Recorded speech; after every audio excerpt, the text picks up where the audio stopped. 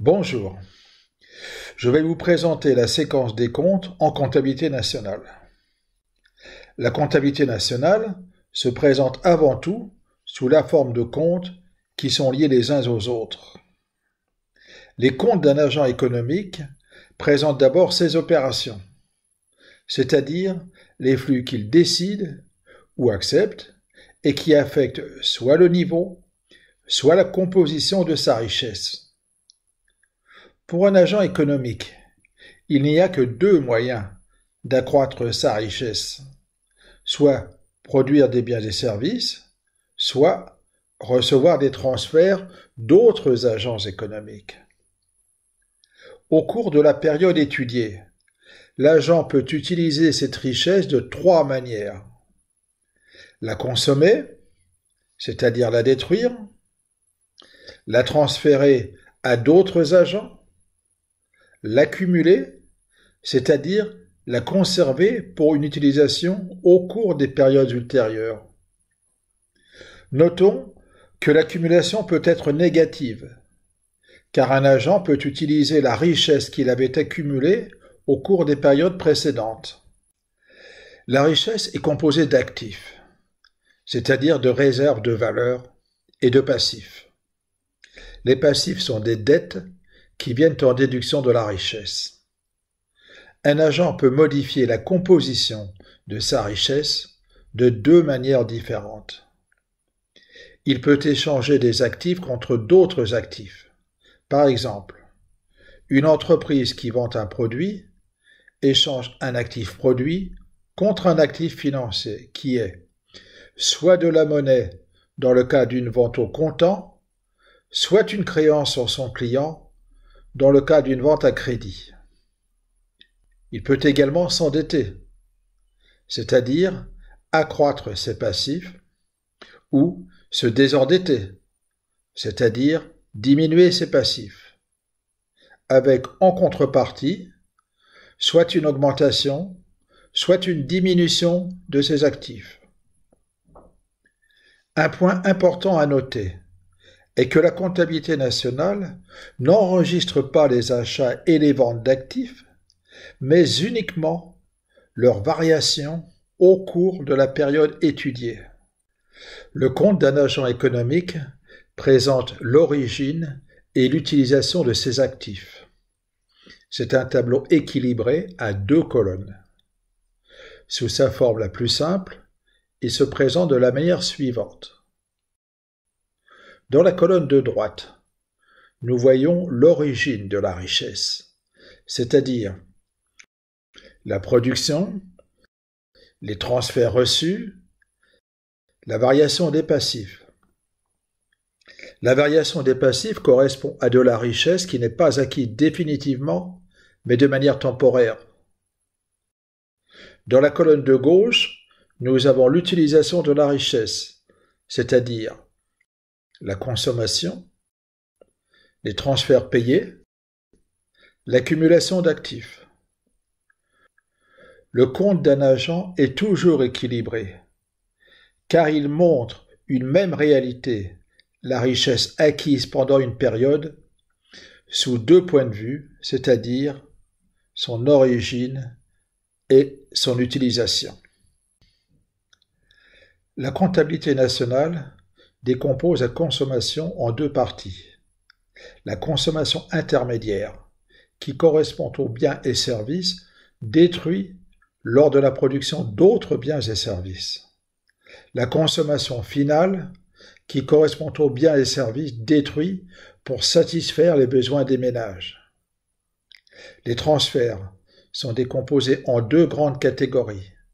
Les transferts courants, les transferts en capital. Les transferts courants sont eux-mêmes décomposés en deux catégories. La distribution primaire du revenu, la distribution secondaire du revenu. Les actifs sont décomposés en deux grandes catégories. Les actifs non financiers, les actifs financiers.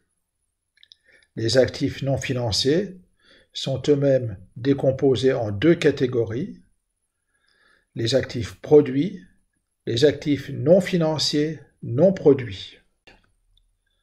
Le compte d'un agent économique se présente donc ainsi. Dans la colonne de droite, correspondante à l'origine de la richesse, on trouve la production, la distribution primaire, la distribution secondaire, les transferts en capital reçus moins payés, la variation des passifs. Dans la colonne de gauche, correspondante à l'utilisation de la richesse, on trouve la consommation intermédiaire, la distribution primaire, la distribution secondaire, la consommation finale, la variation des actifs produits, la variation des actifs non financiers non produits, la variation des actifs financiers. Pour les besoins de l'analyse économique, le compte de tout agent est décomposé en sous-comptes. Pour chaque sous-compte, on peut calculer un solde qui l'équilibre. Mais, quand on décompose un compte équilibré en deux sous-comptes, le solde du premier sous-compte est aussi le solde du sous-compte suivant. En effet, considérons un compte équilibré qui est décomposé en deux sous-comptes comme dans le schéma ci-dessous. Ici, nous avons décomposé la colonne de gauche en deux parties, A et B, et la colonne de droite en deux parties, C et D. Comme le compte est équilibré, nous avons A plus B égale C plus D. Nous allons décomposer ce compte en deux sous-comptes. Le premier correspondant à A et C, le second à B et D. Nous pouvons faire apparaître le solde du premier sous-compte. Il est égal à C moins A. Nous voyons que ce solde est aussi le solde du deuxième sous-compte, c'est-à-dire qu'il est aussi égal à B moins D. Nous pouvons partir du compte complet d'un agent. Nous allons le décomposer en deux parties. Le premier sous-compte est composé de la production et de la consommation intermédiaire. Nous pouvons faire apparaître son solde. C'est la valeur ajoutée.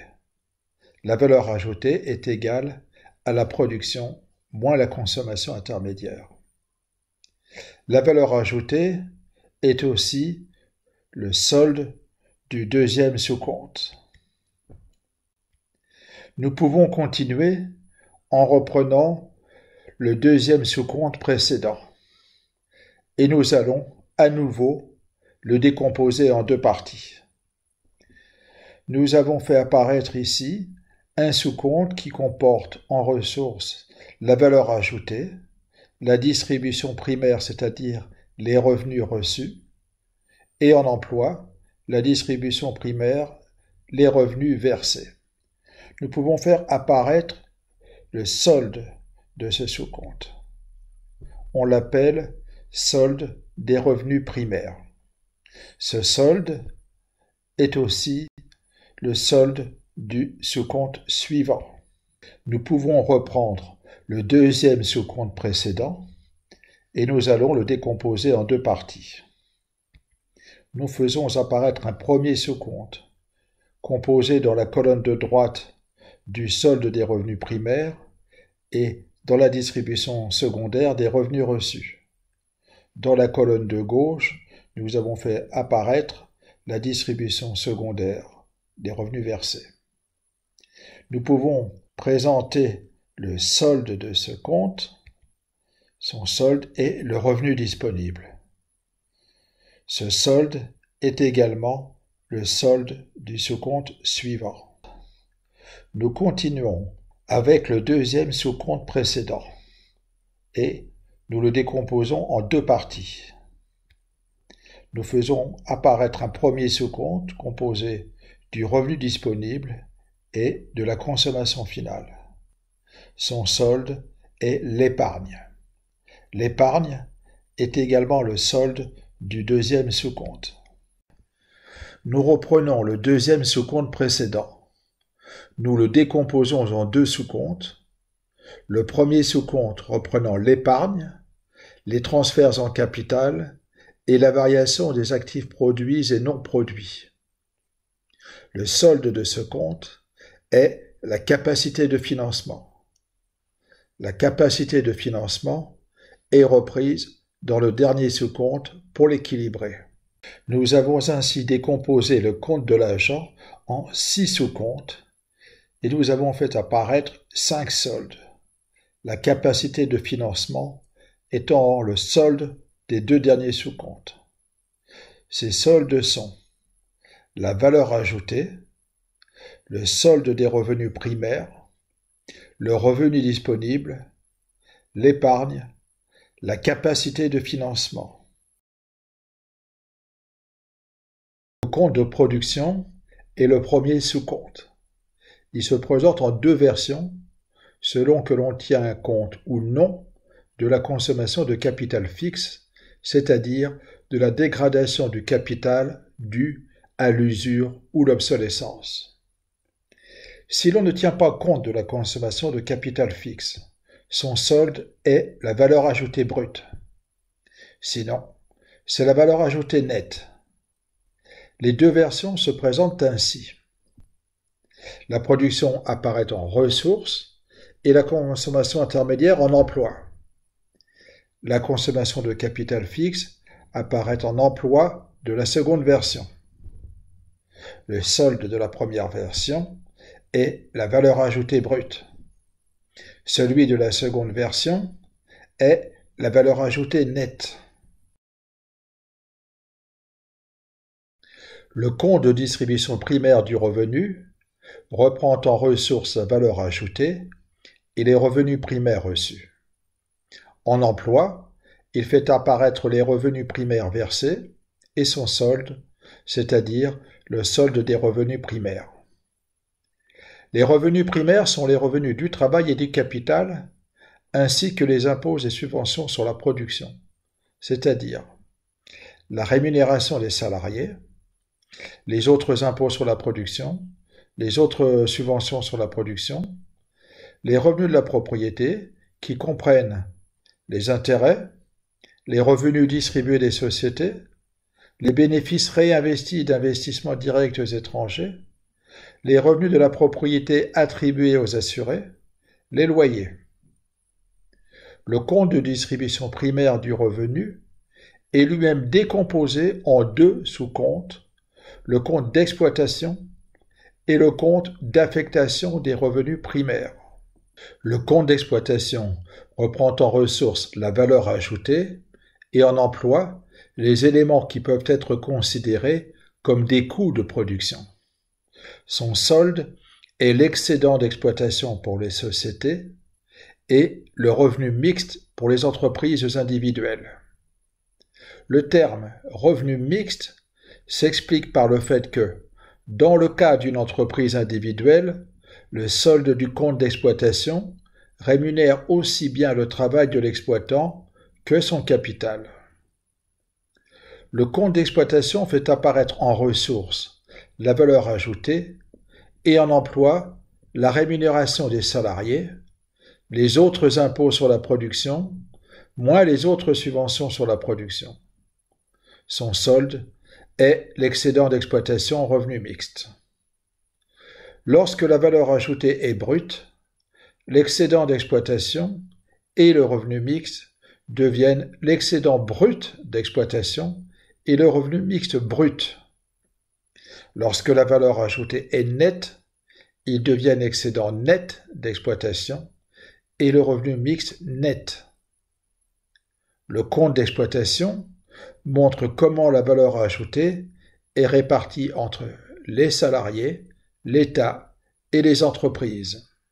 Le compte d'affectation des revenus primaires reprend en ressources l'excédent d'exploitation et le revenu mixte, ainsi que les revenus primaires reçus qui apparaissaient dans le compte d'exploitation en emploi en tant que coût. Il ajoute à ces éléments les revenus de la propriété reçus. En emploi, il fait apparaître les revenus de la propriété versés. Comme l'excédent d'exploitation, le solde des revenus primaires peut être brut ou net. Le compte d'affectation des revenus primaires est différent selon les agents. Dans le compte des sociétés, on ne trouve que l'excédent d'exploitation et les revenus de la propriété. Dans le compte des administrations publiques, on ajoute en ressources les impôts sur la production et les importations, ainsi que les subventions avec un signe négatif. Notons que le compte d'affectation des revenus primaires des administrations publiques reprend également en ressources les impôts sur les produits qui proviennent non des emplois du compte d'exploitation, mais du compte de biens et services. Les impôts sur les produits font en effet partie des impôts sur la production et les importations. Le compte reprend également les subventions sur les produits, qui sont une composante des subventions. Le compte d'affectation des revenus primaires des ménages comprend également en ressources la rémunération des salariés qui apparaissait en emploi du compte d'exploitation comme une composante du coût de production. Le compte de distribution secondaire du revenu montre comment les opérations de redistribution, c'est-à-dire les impôts courants sur le revenu et le patrimoine, les cotisations et les prestations sociales, ainsi que les autres transferts courants, affectent le revenu des agents. Le compte de distribution secondaire du revenu fait apparaître en ressources le solde des revenus primaires, les impôts courants sur le revenu et le patrimoine, les cotisations et prestations sociales, ainsi que les autres transferts courants. En emploi, on trouve les impôts courants sur le revenu et le patrimoine, les cotisations et prestations sociales, ainsi que les autres transferts courants. Son solde est le revenu disponible. Le revenu disponible peut être brut ou net. Le compte se présente différemment selon les agents. Pour les sociétés, on trouve en ressources le solde des revenus primaires, les cotisations sociales, les autres transferts courants. En emploi, on trouve les impôts courants sur le revenu et le patrimoine, les prestations sociales, les autres transferts courants, ainsi que comme solde, le revenu disponible. Les cotisations et prestations sociales de ce compte se rapportent aux sociétés qui assurent elles-mêmes des prestations sociales, par exemple la retraite de leurs salariés. Dans le compte des administrations publiques, on trouve également en ressources les impôts courants sur le revenu et le patrimoine. Dans le compte des ménages, les prestations sociales apparaissent également en ressources. Notons que les cotisations sociales qui apparaissent en ressources dans le compte des ménages et les prestations sociales qui apparaissent en emploi se rapportent aux entreprises individuelles qui assurent elles-mêmes des prestations sociales.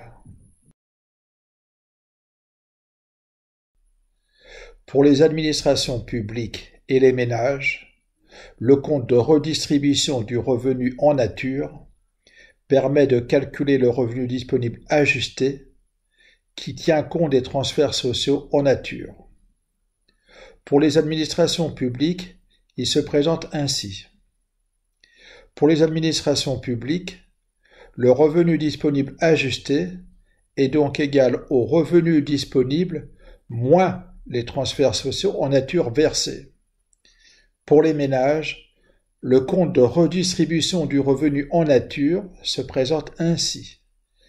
Pour les ménages, le revenu disponible ajusté est égal au revenu disponible plus les transferts sociaux en nature reçus. Le compte d'utilisation du revenu montre comment le revenu disponible est utilisé pour consommer et épargner. L'épargne peut être brute ou nette. Pour les sociétés, ce compte se présente simplement sous la forme suivante. L'ajustement pour variation des droits des ménages sur les fonds de pension est rendu nécessaire parce que les fonds de pension sont traités dans les comptes non financiers comme des régimes de sécurité sociale recevant et versant des transferts, c'est-à-dire des opérations ne générant ni dette ni créance, alors qu'ils sont traités dans les comptes financiers comme des institutions financières s'endettant auprès de leurs clients. Pour les administrations publiques et les ménages, le compte d'utilisation du revenu possède deux versions selon que considère la dépense de consommation finale ou la consommation finale effective. Le compte d'utilisation du revenu disponible calcule l'épargne à partir du revenu disponible et de la dépense de consommation finale. Il se présente de la même manière pour les administrations publiques et les ménages. Le compte d'utilisation du revenu disponible ajusté calcule l'épargne à partir du revenu disponible ajusté et de la consommation finale effective. Il se présente de la même manière pour les administrations publiques et les ménages. L'existence de deux séries de comptes s'explique par le traitement des dépenses individualisables des administrations publiques, qui sont des dépenses payées par l'administration, mais qui profitent en fait à des ménages qu'il est possible d'identifier, par exemple les dépenses d'éducation. Deux options sont possibles. Première option, ces dépenses sont considérées comme faisant partie de la dépense de consommation finale des administrations publiques et elles n'apparaissent pas dans le compte des ménages. Deuxième option, ces dépenses sont considérées comme des transferts des administrations publiques aux ménages, appelés transferts sociaux en nature. Elles sont alors déduites du revenu disponible des administrations publiques et de leur consommation finale pour être ajoutées au revenu disponible et à la consommation finale des ménages. La première option correspond au compte de distribution secondaire du revenu associé au compte d'utilisation du revenu disponible. La seconde option correspond au compte de redistribution du revenu en nature associé au compte d'utilisation du revenu disponible ajusté. Ainsi, pour les administrations publiques, on a dépenses de consommation finale des administrations publiques égale consommation finale effective plus transferts sociaux en nature. Et pour les ménages, dépenses de consommation finale des ménages égale consommation finale effective moins transferts sociaux en nature. On peut visualiser ces relations par un schéma. Le compte d'utilisation du revenu disponible montre comment le revenu disponible se partage entre l'épargne et la dépense de consommation finale. Pour passer du revenu disponible au revenu disponible ajusté et de la dépense de consommation finale à la consommation finale effective, il suffit d'introduire les transferts sociaux en nature. Dans le compte d'utilisation du revenu disponible des ménages, on ajoute en ressources et en emploi les transferts sociaux en nature. La dépense de consommation finale plus les transferts sociaux en nature égale la consommation finale effective. En ressources, le revenu disponible plus les transferts sociaux en nature égale le revenu disponible ajusté. On obtient le compte d'utilisation du revenu disponible ajusté des ménages. Dans le compte d'utilisation du revenu disponible des administrations publiques, on déduit les transferts sociaux en nature, à la fois des ressources et des emplois.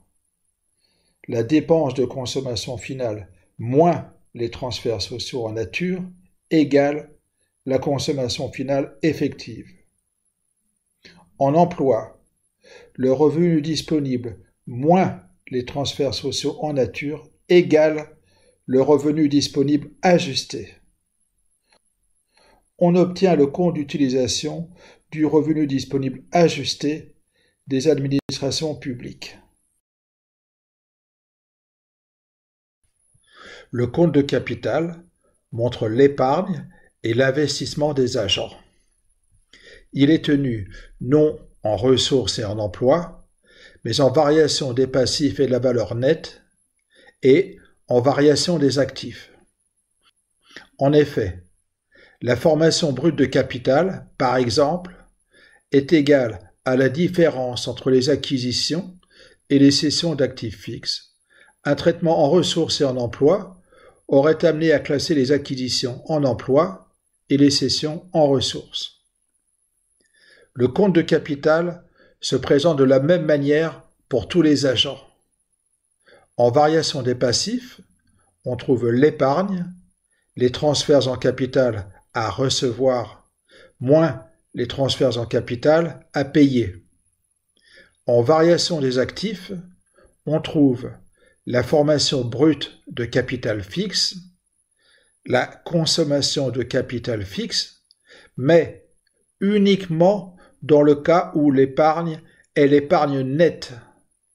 La variation des stocks, les acquisitions moins les cessions d'objets de valeur, les acquisitions moins les cessions d'actifs non financiers non produits. Le solde du compte est la capacité de financement. Rappelons que la consommation de capital fixe n'apparaît négativement que lorsque l'épargne retenue est l'épargne nette. Elle n'apparaît pas lorsque l'épargne retenue est l'épargne brute. Le compte financier montre l'acquisition nette d'actifs financiers des agents et l'accroissement net de leurs passifs. Son solde est le même que celui du compte de capital, c'est-à-dire la capacité de financement. Sous sa forme simplifiée, il se présente de la manière suivante. En variation des passifs, on trouve l'accroissement net des passifs. Les passifs étant les numéraires et dépôts, titres autres qu'actions, crédits, actions et autres participations, provisions techniques d'assurance, autres comptes à payer, et le solde, la capacité de financement est dans la colonne de droite. En variation des actifs, on trouve les acquisitions nettes d'actifs financiers, ces actifs étant l'or monétaire et DTS, numéraires et dépôts, titres autres qu'actions, crédits, actions et autres participations, provisions techniques d'assurance, autres comptes à recevoir. Notons que, parce qu'il est le dernier compte de la séquence, le solde du compte financier est dans la colonne de droite et non dans la colonne de gauche. La valeur du patrimoine d'un agent économique ne varie pas uniquement du fait de ses opérations, c'est-à-dire des actions qu'il a décidées ou acceptées. Il peut aussi varier du fait d'événements qu'il ne contrôle pas. Ces événements sont regroupés en deux grandes catégories, les autres changements de volume, les gains et pertes de détention. À chacune de ces catégories correspond un compte, c'est-à-dire le compte des autres changements de volume d'actifs et le compte de réévaluation. Dans le compte des autres changements de volume d'actifs, on trouve en variation des passifs les autres changements de volume non classés ailleurs, les changements de classement ou de structure, et le solde, la variation de la valeur nette due aux autres changements de volume d'actifs. En variation des actifs, on trouve l'apparition économique d'actifs, la disparition économique d'actifs non produits, la destruction d'actifs due à des catastrophes, les saisies sans compensation, les autres changements de volume non classés ailleurs, et les changements de classement ou de structure. Dans le compte de réévaluation, en variation des passifs, on trouve les gains ou pertes nominaux de détention sur les passifs, les variations de la valeur nette due aux gains ou pertes nominaux de détention, qui est le solde de ce compte. En variation des actifs, on trouve les gains et pertes nominaux de détention pour les actifs non financiers et les actifs financiers. Les comptes de patrimoine présentent la valeur des actifs et des passifs d'un agent économique, leur solde et la valeur nette. Deux comptes de patrimoine sont présentés. Le compte de patrimoine d'ouverture, qui présente la situation du patrimoine de l'agent au début de la période considérée, et le compte de patrimoine de clôture, qui présente la situation à la fin de la période. Ces deux comptes se présentent sous la même forme, leur solde et la valeur nette. Ainsi, dans le compte de patrimoine, au passif et valeur nette, on trouve les passifs et la valeur nette qui est le solde du compte. En actif, on trouve d'une part les actifs non financiers qui sont décomposés en actifs produits et actifs non financiers non produits, et d'autre part les actifs financiers. Les comptes de patrimoine sont les derniers comptes de la série de comptes.